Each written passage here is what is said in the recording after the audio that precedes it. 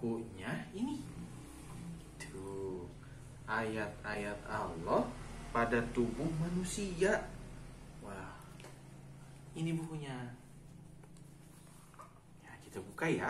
Kita baca dulu bab 1. Renungkanlah penciptaan dirimu. Wah, ini ada gambar bayi ini waktu di dalam perut bunda ya. Ini juga dulu, Zahra juga dulu di dalam perut bunda tuh kayak gini. Tuh, ada kepalanya. Mana kepalanya? Ada kepalanya. Kepalanya, ada telinganya, ada kakinya. Tahukah kamu, tubuh manusia, kita manusia, itu bukan hanya sekedar benda hidup yang terdiri dari campuran zat-zat kimia. Namun, ia merupakan sebuah sistem yang dinamis. Manusia adalah makhluk reaksi kimia yang dengannya dia mengatur semua kegiatan dan aktivitas. Setiap gerak-gerik manusia yang paling sederhana sekalipun adalah hasil serangkaian reaksi kimia yang rumit. Maha suci Allah yang dengan kekuasaannya dia menciptakan dan mengatur semua makhluk. Di dalam surat Al-Mu'minun ayat 12-14. Dan sungguh kami telah menciptakan manusia dari saripati yang berasal dari tanah. Kemudian kami menjadikannya air mani yang disimpan dalam tempat yang kokoh, yaitu rahim.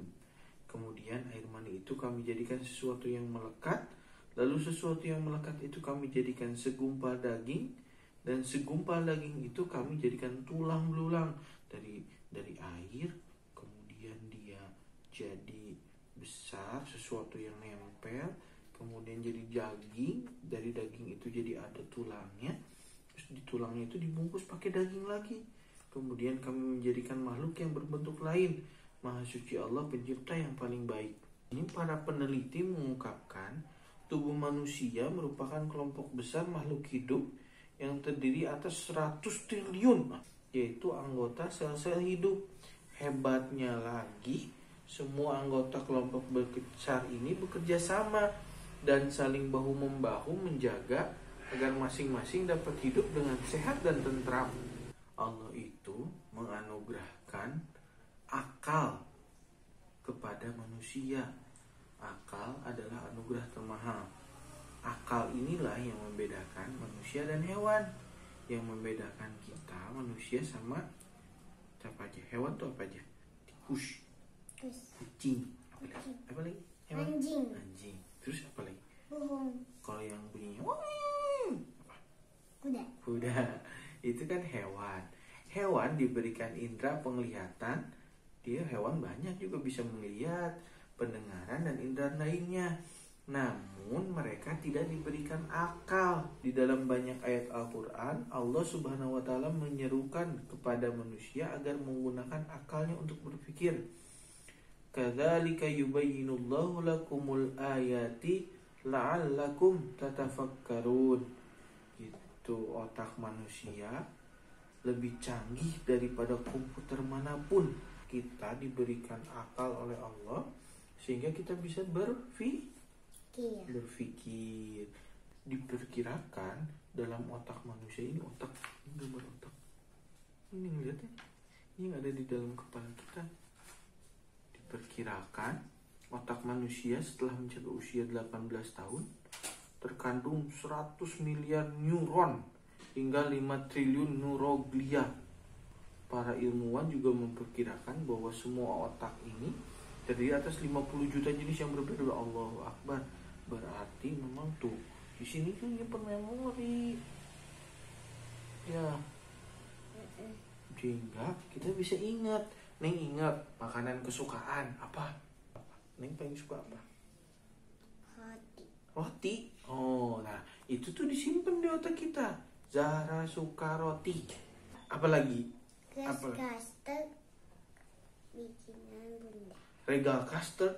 Allah ngasih kita otak atau akal untuk kita bisa berpikir, termasuk kita tahu mana yang baik, mana yang buruk. Nah, karena kita diberikan akal, kita jadi ingat mana yang baik. Contohnya yang baik-baik apa coba?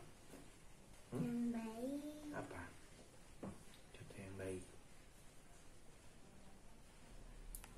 baik itu misalkan apa? Tadi Neng sholat. Oh iya, tadi barusan Neng sholat. Cara sholat berarti itu kebaikan, karena artinya kalau kita sholat kita bersyukur sama Allah. Kita udah dikasih akal sama Allah, kita udah dikasih banyak banget sama Allah. Dengan sholat tandanya kita bersyukur. Alhamdulillah. Nah, dengan akal juga kita bisa ngebedain mana yang jelek. Coba contohnya mana yang jelek, yang perbuatan yang kurang baik itu apa aja misalkan contohnya. Ini kan nih, mengambil barang yang nggak punya. Oh, mengambil barang yang dia nggak punya, artinya mengambil barang orang lain gitu tanpa izin. Iya, itu nggak baik. Nah, itu akal kita bisa bedain. Tapi coba binatang, hewan misalkan, kucing ngambil lauk ikan punya abang, ya dia ambil aja, orang ada ikan di situ diambil. Karena dia nggak bisa ngebedain mana yang baik mana yang buruk. Kalau kita manusia bisa tahu kan, kalau ngambil barang tanpa izin orang itu nggak baik. Jadi jangan dilakukan, oke? Nah itu salah satu beberapa kehebatan manusia, dikasih Allah akal. Nah kita harus bersyukur sebagai manusia. Itu bedanya manusia sama binatang, salah satunya akal. Ini masih banyak lagi sebenarnya kita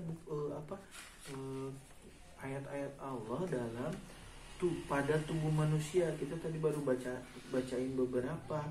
Nah tapi salah satunya sampai bab 2 ini itu tentang akal, karena Allah itu ngasih kepada kita akal untuk kita bisa berpikir, membedakan mana yang baik mana yang jahat. Iya. Oke, cukup dulu ya sampai bab 2. Nanti kita lanjut lagi bacanya, oke? Dadah. Assalamualaikum. Assalamualaikum.